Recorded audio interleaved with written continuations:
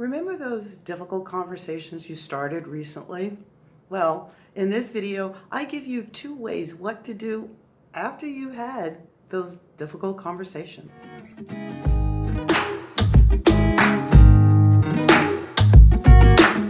Welcome to Small Changes Are Huge.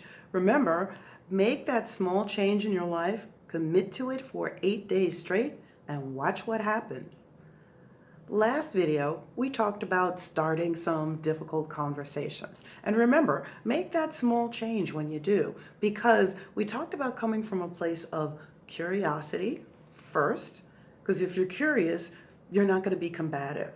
Second thing is when you're starting those conversations is to make sure you talk, then listen, talk, then listen.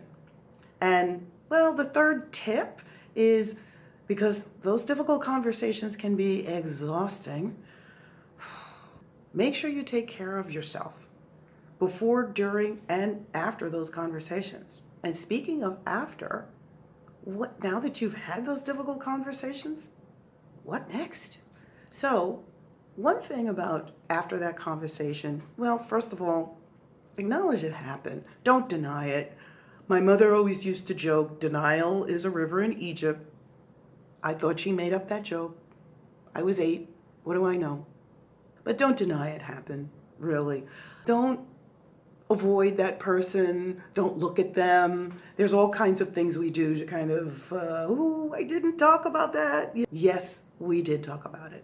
And the good thing is, whether it was resolved or not, it happened. So acknowledge that it happened. And you know what? When you're in the conversation, you can actually make that point to the person you're speaking with. The second thing to do after you've had that difficult conversation, you guessed it, talk about it with them. What should we do next? I recently had a difficult conversation with someone. I didn't think it was difficult, but this is what she told me, she had a lot of trepidation before she asked me this question. She thought she would offend me. She asked me, well, what do I call you? African American or Black? I told her I consider myself African American because I was born here in the US, Bronx, New York. My parents were born in this country, different areas. They came to New York. They had me. I have a crazy brother. Now, my mother's people are from the West Indies. They consider themselves Black. People in Africa consider themselves Black. People in the UK consider themselves Black British. I have friends that are Black and British. So I was explaining to her a little bit about where that came from. If you speak to some other people I'm related to, they might consider themselves Black. But I'm glad she asked me that question. I wasn't offended, not at all. It came from a place of curiosity. What else can I ask for? So I loved it. And she had a sigh of relief. It's not really a step in this, but remember after you've had that difficult conversation that both of you are human. And I have foibles. She has foibles. But we had that difficult conversation. But if I remember we're both humans, whether I think about, you know what, I'm going to acknowledge we had that conversation, we're going to talk about what to do next, but sometimes, we're both going to falter. It's going to happen. And when it does happen, what do I do after that? It's a good question. Do I forgive them? Do I call them to it?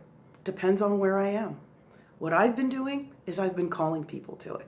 I've been saying, excuse me, what did you just say? And I've said it just like that. So not in a, what did you just say? That might be a problem. That might be an issue. But I come from a place like, what did you say? But I come from a place of, what did you say? Just to make sure I heard correctly. And if the person explains themselves, so what happens when we falter? That's a good question. What do I do in that situation? Sometimes it depends on my mood. I'm not perfect. A couple of years ago, I would lash out at people.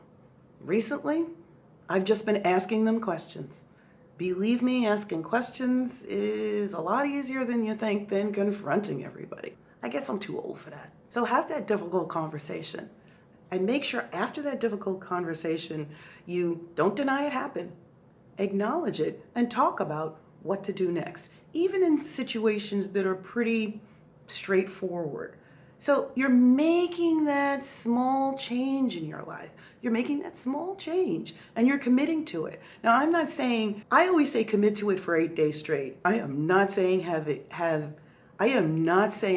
8 difficult conversations in a row.